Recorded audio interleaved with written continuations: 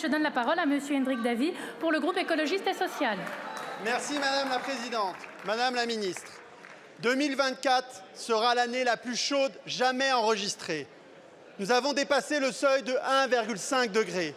Alors en 2000, je débutais une thèse sur les effets du changement climatique sur les forêts. Et donc je peux en témoigner, chers collègues. Il y a presque 25 ans déjà, nous connaissions l'essentiel des conséquences du changement climatique. Inondations, montée des eaux, canicules, incendies de forêt. En tant que scientifiques, nous avons fait le job. Nous avons approfondi les connaissances. Et nous n'avons pas cessé de vous alerter. Et ce, malgré d'ailleurs des salaires qui ont perdu 20% de la valeur et l'enfer bureaucratique généré par vos appels d'offres. Mais vous, chers collègues, qu'avez-vous réellement fait en 25 ans? C'est ce cri de colère qui monte des rues de Valence, où les inondations ont fait plus de 219 morts. Colère en Grèce ou au Canada, face aux incendies de forêt à répétition. Alors ne me répondez pas, Madame la Ministre, que les émissions de CO2 baissent en France. Si elles baissent, c'est que nous ne produisons presque plus rien nous-mêmes. Mais l'empreinte carbone, elle, n'a baissé que de 7% depuis 2015. Et c'est largement insuffisant. Ne me répondez pas, nous sommes tous coupables. Ce n'est pas vrai. 1% les plus riches émettent 66%, autant que 66% les plus pauvres. Alors, qu'avez-vous fait pour réduire notre empreinte écologique et pour adapter nos villes, nos champs et nos forêts au changement climatique? Qu'avez-vous fait pour renforcer le service public du rail, diminuer le trafic aérien, isoler les logements, avoir une énergie 100% renouvelable et une agriculture 100% biologique? Alors que la COP29 s'ouvre, que comptez-vous faire, Madame la Ministre, pour abonder en dons le fonds destiné aux pays du Sud? Et je conclurai sur 2 sujets sur lesquels vous pouvez agir ici et maintenant. Qu'allez-vous faire pour stopper le démantèlement de Fret SNCF et le report des marchandises sur la route? Et qu'allez-vous faire pour stopper l'explosion de l'usage des jets privés dont le trafic a augmenté de près de 46% depuis 2019? C'est un scandale.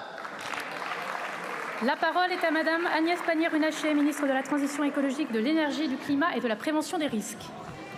Merci Madame la Présidente, Mesdames et Messieurs les députés, Monsieur le député Davy. Qu'avons-nous fait effectivement pour lutter contre le dérèglement climatique?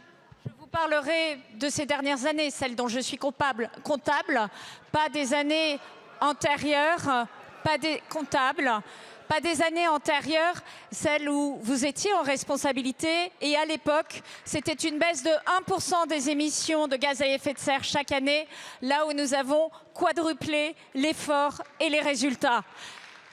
Je me permets de le souligner puisque vous évoquiez la désindustrialisation qui a marqué les années où le président Hollande était aux affaires, alors que nous avons recréé 150 000 emplois industriels ces 7 dernières années.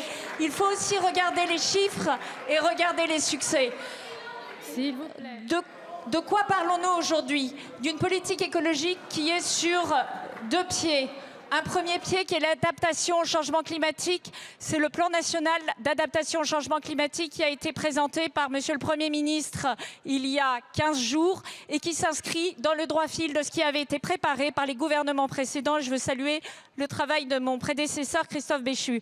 Et nous parlons également en France d'un plan de baisse des émissions de gaz à effet de serre qui s'aligne sur les objectifs ambitieux du continent le plus ambitieux en la matière, à savoir l'Europe, avec une stratégie nationale bas carbone et avec un plan prévisionnel, programmation pluriannuelle de l'énergie qui nous permet de baisser de 50% nos émissions de gaz à effet de serre d'ici 2030.